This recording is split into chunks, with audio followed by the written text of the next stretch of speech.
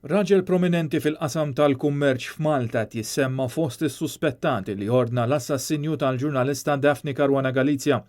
L-ordni biex tinqatel Daphne Caruana Galizia ħareġ fil-bidu tal-2017 ftit ġimgħat qabel is-sejħet elezzjoni ġenerali bikrija.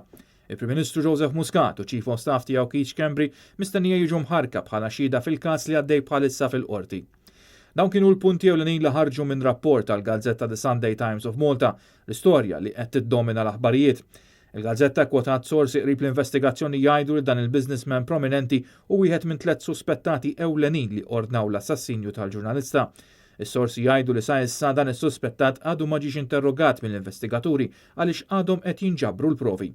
Huma jsostnu li Daphne Caruana Galizia kienet qed tinvestiga l-operat ta' dan il-businessman qabel inqatlet iżda ma kienx hemm battibekki pubbliċi jew kawżi legali bejniethom. Iż-żewġ suspettati l-oħra huma allegatament involuti fil-qasam tal-imħatri u l-ieħor hu magħruf li hu involut fid-dinja tal-kontrabandu. The Sunday Times tkompli li l-investigaturi stabilixxew ċertu rabtiet bejn ċertu individwi u stabilixxew sekwenza ta' avvenimenti li jpontaw lejn ir-rwol ta' dan il-businessman. Sa issa qatt ma nstabux provi li implikaw involviment ta' politiċi jew persuni li għandhom kariga politika, iżda l-investigaturi għadhom ma eskludewx li jista' jkun hemm rabta politika ma' dan il-qtil.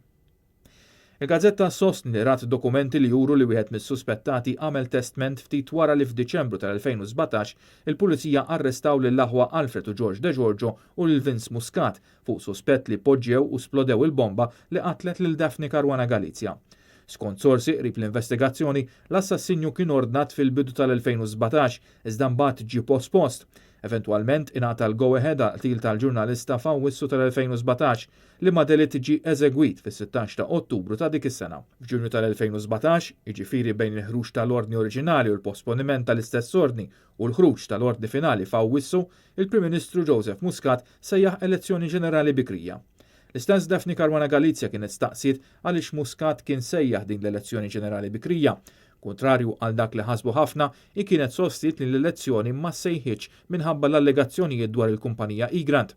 F'post fil-blog tagħha f'Mejju tal-2017, Daphne Caruana Galizia kitbet li l-preparamenti għall-elezzjoni ġenerali bikrija kienu ilhom li bdew minn nofs Marzu, iktar minn xahar qabel ma faqqet il-kwistjoni Igrant.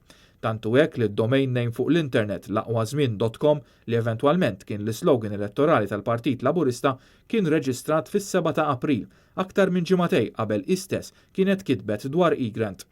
The Sunday Times tkompli li sa dan it-tant fil-kompilazzjoni li għaddejja bħalissa l-avukat Arthur Azzopardi li qed jidher għal Vince Muscat magħruf bħala l-Koħħu mistenni jħarrek bħala xhieda lill Prim Ministru Joseph Muscat, lill-Chief of Staff tiegħu Keith Schembri, il-Ministru tal-Ġustizzja Owen Bonnici, l-Avukat Ġenerali Peter Grech u l-Kummissarju tal-Pulizija Lawrence Kutajjar.